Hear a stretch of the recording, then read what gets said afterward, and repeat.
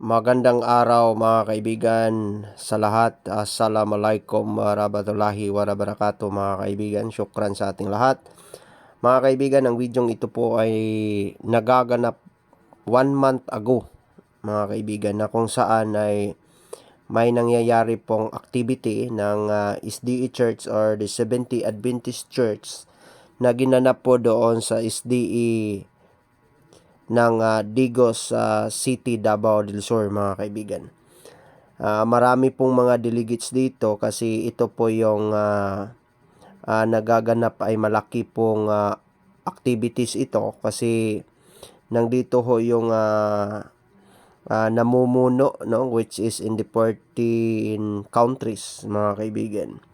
Ito pong constituency meeting na ito po ay eleksyon, balibaga yung nag-iilik ng mga bagong pinuno ho, no, sa bawat lokal, misyon, yung mga tinatawag na hindi ko pa memoryado lahat kasi I am a newly converted lang po, no, mga kaibigan.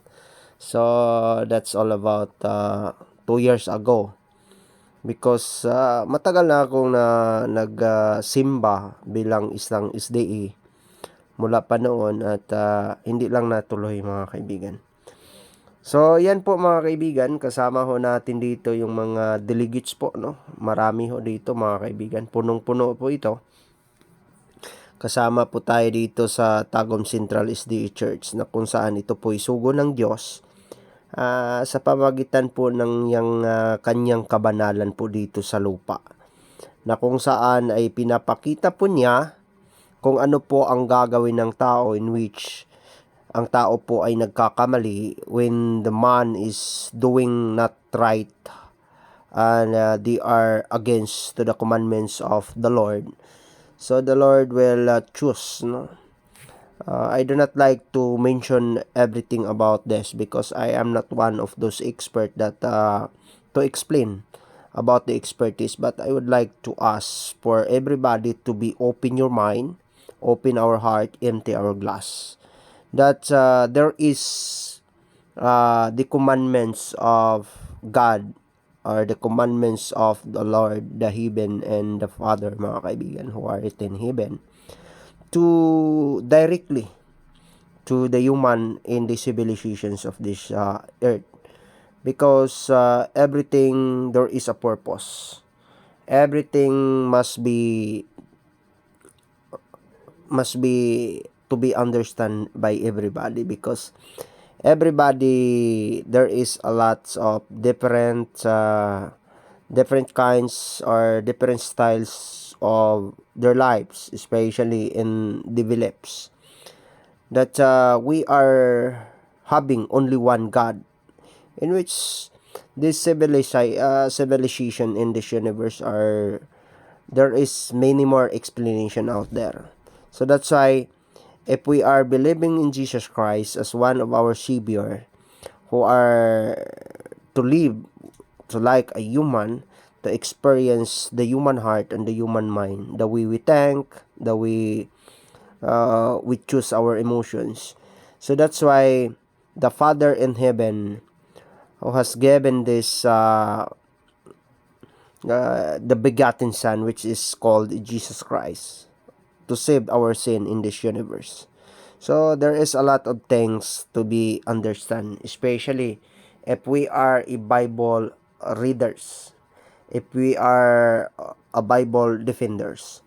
But there is a lot of things to be understand in the Bible and to discover everything, because Bible is the biggest history of the world.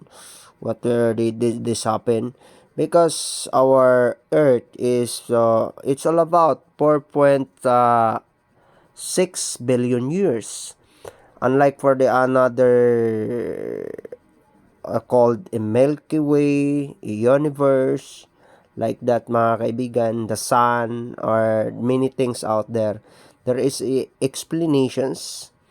So that's why hindi po natin masasabi that is wrong or not.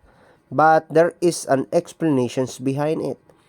Because if we talk about the certain discoveries, no, before it's to be wrote the Bible, no, who are given, which is the knowledge from heaven. So just to think first, no, what is the purpose of life? There is a purpose of life in this universe because there is a lot of things to be understand. Like for example, if you are doing good and then you harvest the good fruit of what you are doing. If you are doing bad in this life and then you harvest also a bad fruit. So when we say about that, that is a abstract, no? That is a abstract in nature that the humans think they are curious, or the curiosity of individuals, that we are be unique, that individual is unique. One thing for more to be explained about that, like for example, the uniqueness of everybody is our fingerprints. Like for example, way the gods created that. But when talk about the history of the Bible, we believe God, but there is the oldest among us, which is the Sumerian. So there is a Sumerian because Bible is consists for 31,102 verses approximately and 1,189 chapter. In the Protestant Bible, it composed of 66 book.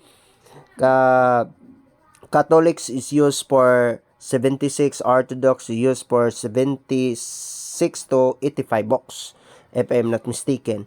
The oldest religions around the world is Hinduism, if I'm not mistaken.